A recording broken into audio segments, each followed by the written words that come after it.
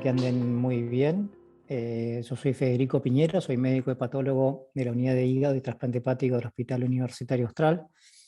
En esta oportunidad voy a hablar dos charlas. En la primera charla son todas las progresiones clínicamente relevantes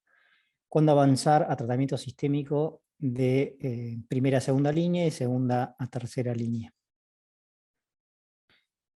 Durante más de 10 años, el sorafenib representó el estándar de tratamiento para pacientes con hepatocarcinoma avanzado, y esto era básicamente fundamentado en los estudios pivotales, estudios SHARP y Asia-Pacífico,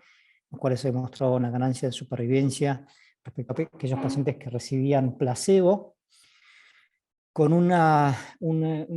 probabilidad instantánea de muerte en el seguimiento en estos dos trials, de casi una reducción relativa de esta probabilidad de casi 31%, y una mediana de supervivencia que oscilaba 11 meses en esta población. Ahora bien, la historia natural en estos dos estudios pivotales claramente nos mostraba que, a pesar de una ausencia prácticamente de respuesta radiológica, tanto completa como parcial, en ese momento valorado mediante criterios RECIST, se veía,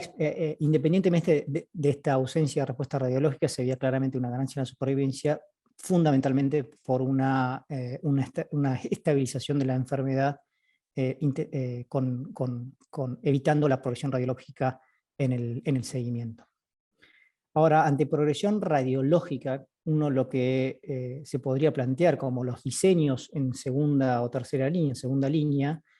post-sorafenib, uno se planteaba en ese momento, ya que no había tratamientos en segunda línea, continuar con el sorafenib a pesar de progresión radiológica, o iniciar una segunda línea, básicamente incorporando al paciente en un trial si teníamos esa oportunidad o disponibilidad. Ahora, ¿cuáles eran las variables pronósticas y también predictivas, pero fundamentalmente pronósticas, en aquellos pacientes que habían sido tratados o recibían sorafenib como primera línea? En este estudio de la cohorte itálica, comandada por Massimo Colombo, en este caso el primer autor fue Massimo Iavarone, fíjense que en una cohorte prospectiva que incluyó 6 centros de Italia de 260 pacientes tratados con sorafenib, fíjense que las causas de discontinuación de sorafenib fueron fundamentalmente por progresión tumoral sin descompensación en el 47%, por eventos adversos o intolerancia en un 30% y un 23%, y esto hay que resaltarlo, por descompensación o progresión de enfermedad hepática, aún en ausencia de progresión radiológica tumoral. Y básicamente la causa de suspensión de sorafenib determinaba un pronóstico. Claramente aquellos pacientes en los cuales la suspensión se debía a progresión de enfermedad hepática con cirrosis descompensada, la mediana de supervivencia era pobrísima, como vemos en esta figura de sobrevida.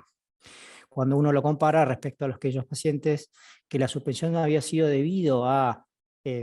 intolerancia o eventos adversos, que eran los pacientes que tenían mayor sobrevida post-suspensión de sorafenib, y que respecto a aquellos pacientes que tenían progresión tumoral.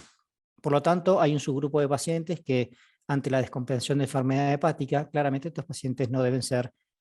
candidatos, o no debieran ser candidatos a tratamiento secuencial primera, segunda o tercera línea. Y esto se vio el efecto ajustado en un análisis multivariable de análisis de sobrevida, la regresión Cox, en los cuales la descompensación o el motivo de discontinuación de sorafenib claramente fue una variable independiente asociada a peor pronóstico, ajustado por performance status, invasión microvascular o presencia de enfermedad extrahepática.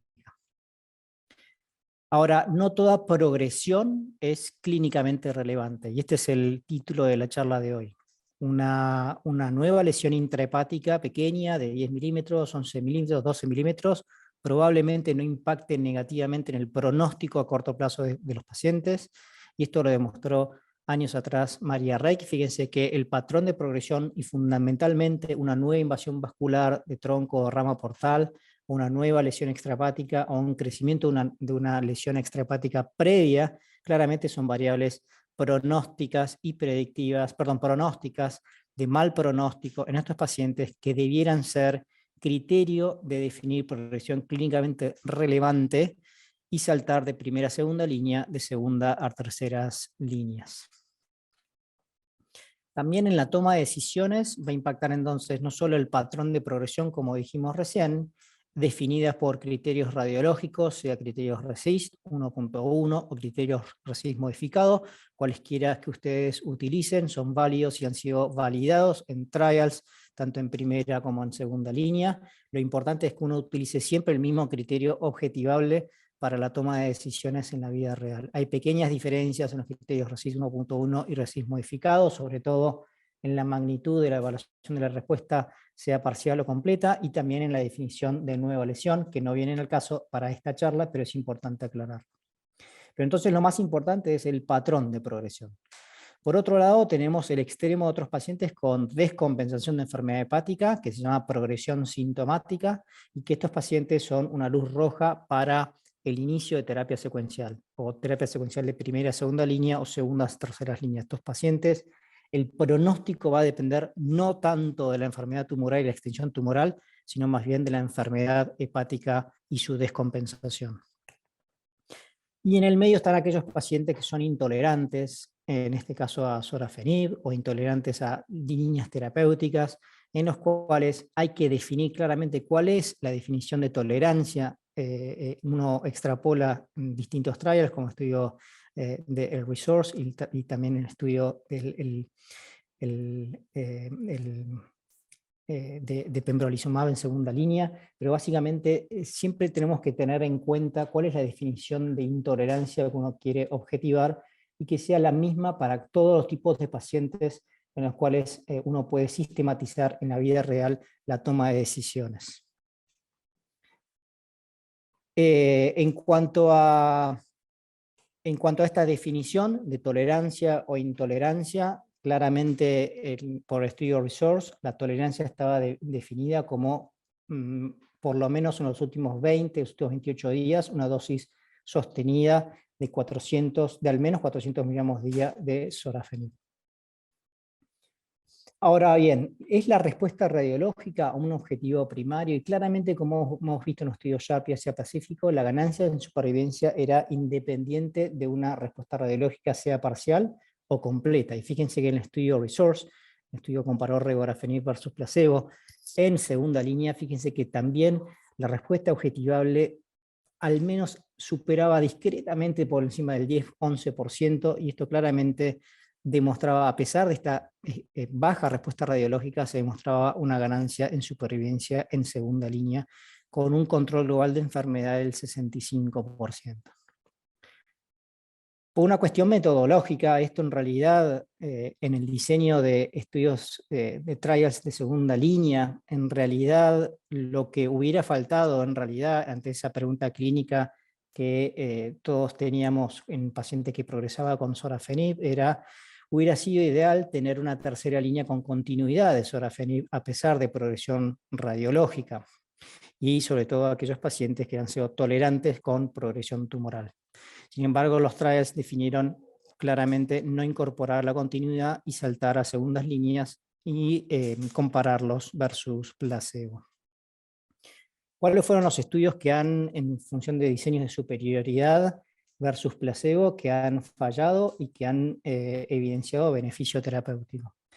Los que han fallado han sido el estudio de Brivanib, el estudio de Everolimus, el estudio de Axitinib, el estudio de Tivantinib. Y estudios que han demostrado eficacia terapéutica fueron los estudios de regorafenib, de cabozantinib y de ramucirumab. En particular, el estudio Resource de regorafenib fue el estudio que plantó bandera en segunda línea, en los cuales se comparó en pacientes tolerantes post-progresión a sorafenib, demostró la superioridad de regorafenib versus placebo, con una reducción de probabilidad de muerte instantánea en el tiempo de casi el 37% respecto a los pacientes con placebo, y también una ganancia sobre vía libre de progresión y con una adecuada tolerabilidad. El interrogante clínico es en pacientes intolerantes a regorafenib que no habían sido incorporados en el estudio Resource, si esto es factible en vida real. Esto es un interrogante, veremos si estudios de vida real demuestran que si esto es factible o no es factible. Luego estudios Celestial y estudios REACH 1 y 2 demostraron, por un lado, la superioridad y la eficacia terapéutica del cabozantinib versus placebo y la eficacia terapéutica del ramucirumab, un anticuerpo monoclonal anti-VEGF, respecto a placebo. Ahora vemos bien en detalle estos dos estudios. Cabozantinib, como dato importante de elegibilidad, incorporó pacientes post-sorafenib o intolerantes a sorafenib con progresión radiológica o intolerantes a sorafenib, y que podrían incorporar hasta 2 terapias sistémicas previas, que una de ellas debiera sido sorafenib. Y por otro lado, estudio REACH 1 y REACH 2. Inicialmente el estudio REACH 1 de ramucirumab versus placebo falló en su objetivo terapéutico de superioridad, pero en este estudio, en un análisis post-hoc, se demostró que en aquellos pacientes con alfa-fetoproteína mayor o igual a 400, demostró una superioridad en un valor predictivo de este marcador, de este biomarcador. Por lo tanto, se continuó en el estudio REACH 2 y en estudio global, incorporando resultados tanto del estudio REACH 1 y 2 en pacientes con alfa-fetoproteína mayor o igual a 400, se demostró una superioridad respecto al placebo, y fíjense que las medianas de supervivencia son algo inferiores respecto a los trials del Celestial y Resource, fundamentalmente porque incorporaron a esta población de muy mal pronóstico basal. Ahora, lo que es importante es tener en cuenta estas cuestiones, que en el salto de primeras a segundas líneas, uno debiera tener incorporado cuál ha sido la tolerabilidad del paciente a dicha línea terapéutica, si la progresión es clínicamente relevante y si ha tenido el paciente una progresión intratable debido a descompensación de enfermedad hepática, que eso debería ser una luz roja para continuar el tratamiento de líneas terapéuticas sucesivas. Veamos un poco qué es lo que pasó con la inmunoterapia sola. Hubo una gran expectativa, dado a que se veía una respuesta objetivable de casi el 20%, tanto en nivolumab como pembrolizumab. Sin embargo, nivolumab esto estimuló, incentivó a saltar la exploración en segunda línea, es decir, post-sorafenib, a explorarlo como primera línea, y lamentablemente ha fallado en su eficacia de superioridad respecto a sorafenib. Y por otro lado, el pembrolizumab se plantó y quedó en segunda línea, fallando en su objetivo estadístico terapéutico en el estudio de fase 3. Ahora, no todos los pacientes entonces son respondedores a inmunoterapia sola e incluso combinada, y esto se debe a que probablemente haya mecanismos inmunológicos de resistencia inmunológica primaria al efecto del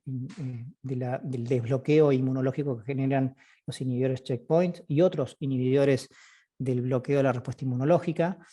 que puede ser la baja o la carga mutacional o tumor burden, déficit de presentación de antígenos en células dendríticas, déficit o falla en activación y reclutamiento de células T.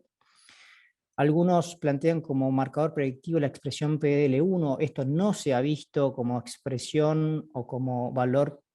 predictivo en la población con hepatocarcinoma, tanto primera como segunda línea, por lo tanto no es útil en la vida real para la solicitud de estos tratamientos y para evaluar qué paciente va a ser más respondedor o no respondedor a inmunoterapia. Y por otro lado, hay resistencias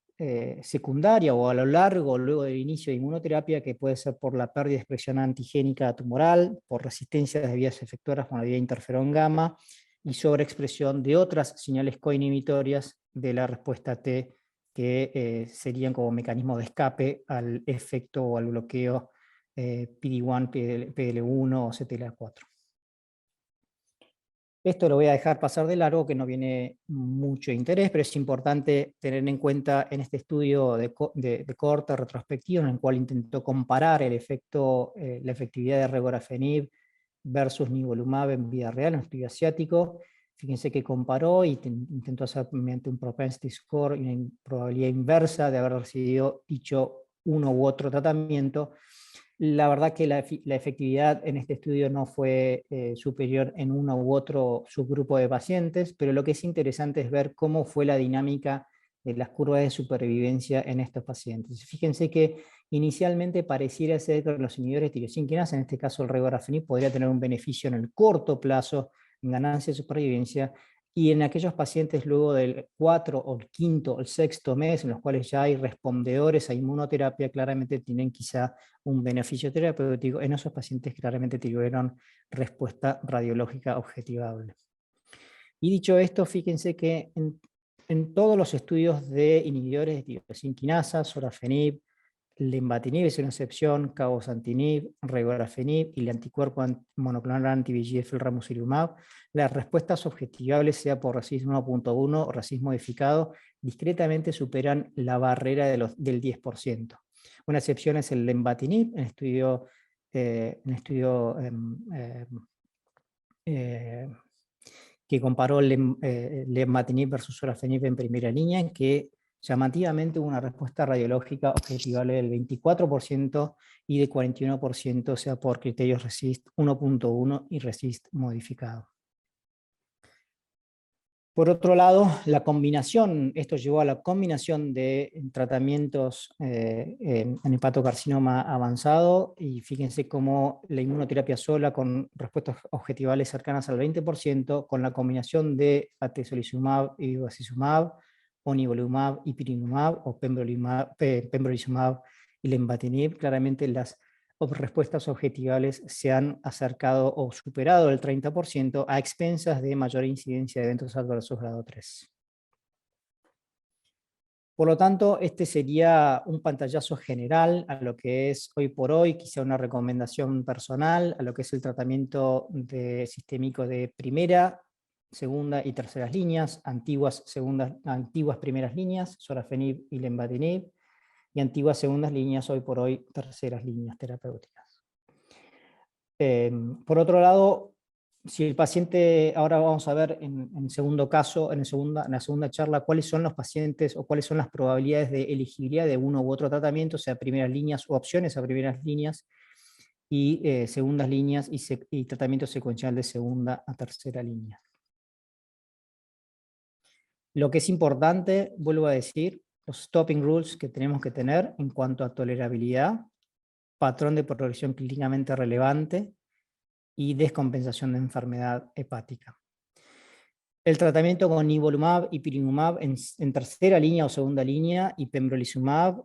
no son evidencia clase 1A, son estudios de fase 2 y un estudio de fase 3 que falló en su objetivo terapéutico, el pembrolizumab, en el estudio KEYNOTE 240, y la aprobación es transitoria para nivolumab más ipilimumab, que actualmente se encuentra en exploración en estudio de fase 3. Ahora, ¿cuál es la magnitud del beneficio terapéutico? Uno tiene que definir nuevamente, les comento, el patrón de progresión si es clínicamente relevante. Resaltar si es la tolerabilidad adecuada, cuál es el patrón y la severidad de eventos adversos, y obviamente si impacta la calidad de vida. Todas estas decisiones van a ser importantes a la hora de definir cuál o qué tratamiento continuar en líneas terapéuticas. Y para terminar, entonces, les quería mostrar un poco cuál es un estudio de corte dual, retrospectivo y prospectivo en Argentina, y un estudio que estamos llevando a cabo de corte prospectivo en pacientes en estadio intermedio y avanzado. En nuestro país, como ven aquí, son las sobrevidas diferentes por estratos de estadio BCLC al diagnóstico. Un 48% de los pacientes se diagnosticaron en estadios tempranos, en más de 14 centros de patología del país, en más de 708 pacientes incorporados en este estudio. Ahora bien, en casi 327 pacientes en estadio intermedio, estadio avanzado y terminal,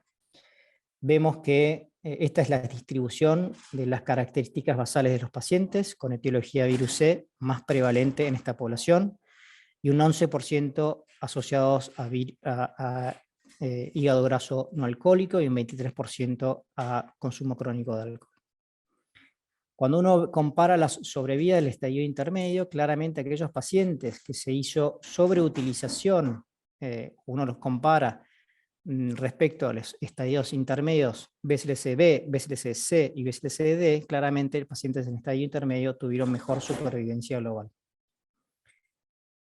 Por otro lado, la sobreutilización de quimioembolización en pacientes que no debieran haber sido tratados con quimioembolización, es decir, pacientes BCLC-B o BCLC-CD con quimioembolización,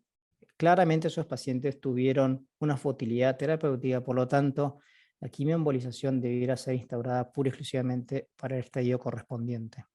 Y aquellos pacientes con respuesta completa o respuesta parcial post primera sesión de quimioembolización, valorado por RECIST 1.1, tuvieron mejor sobrevida global. ¿Por qué hay menor indicación de inhibidores de tirosina quinasa? Y esto lo vimos en cuál fue la proporción de adherencia a la recomendación terapéutica del BCLC. Y fíjense que si bien la adherencia global fue cercana al 60% o 50% en nuestro país, en los cuales las principales motivos de no adherencia a la recomendación BCLC fue la barrera de acceso o cobertura en todos los estadios, pero lo que nos llamó la atención es que solo un 30% de candidatos ideales a recibir sorafenib en aquel momento recibieron efectivamente en vida real sorafenib. Y básicamente el motivo principal era barreras de acceso y cobertura. Y no solo eso, en pacientes tratados con sorafenib, la mediana de supervivencia era paupérrima. Fíjense que prácticamente no superaba los 5 meses de sobrevida. Y esto se debía principalmente en que gran parte de los pacientes tratados con sorafenib, un 12%, no deberían haber sido tratados con sorafenib por enfermedad hepática progresada o descompensada. Y por otro lado, la dosis de inicio era inadecuada. Menos de la mitad, un poco más de la mitad, alcanzaron dosis máxima de sorafenib y un 30% de pacientes hubo que reducir la dosis por inadecuada manejo de eventos adversos en estos pacientes. Por lo tanto, anclamos un poco estos resultados en una corte prospectiva, intentando hacer un programa educativo y seguimiento sistemático de pacientes. Y fíjense que en este análisis interino que hicimos en agosto del año pasado, hoy ya llevamos incorporados más de 400 pacientes de Argentina, Uruguay, Brasil y Colombia, y fíjense que en pacientes BCLC-B y BCLC-C la etiología sigue siendo prácticamente virusela más prevalente, el 90% de pacientes cirróticos, con una sobrevida global desde el diagnóstico al año del 72%. Hubo otras terapias, tratamientos previos en pacientes BCLC-B o BCLC-C, prioritariamente en distintos pacientes previos al estadio BCLC-B o BCLC-C, incluido trasplante hepático. Y en los pacientes BCLC-B, tratamientos realizados, fundamentalmente el primario fue la quimioembolización transarterial, pero hubo una gama y una heterogeneidad de tratamientos utilizados en vida real, incluso tratamiento sistémico de primera línea. Básicamente, cuando uno habla de scores pre-TACE, pre-quimioembolización, fíjense que la gran mayoría conformaban un HAP score entre A y B, es decir, bien elegibles, con una mediana de número de quimioembolizaciones de 2, y básicamente misma efectividad o efectividad terapéutica en vida real en cuanto a respuesta objetivable, quizá un poco más de respuesta objetivable en pacientes tratados con quimioembolización transarterial convencional. Respecto a pacientes tratados con terapia sistémica de primera línea, la gran mayoría, en este momento, acuérdense que fue post autorización de atezolizumab y bevacizumab en nuestro país, pero básicamente la gran mayoría fue tratada con sorafenib y en una menor proporción con lenvatinib. Y quería pasarles básicamente a una cosa importante: cuál fue el motivo de discontinuación tanto en sorafenib como en lenvatinib. Si uno ve fundamentalmente cuál fue el motivo de discontinuación, fíjense que el 21% de los pacientes que iniciaron sorafenib,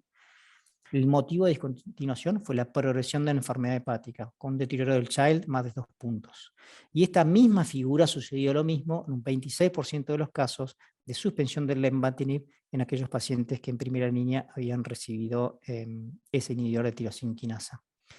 Por lo tanto, y para terminar, fíjense que en este programa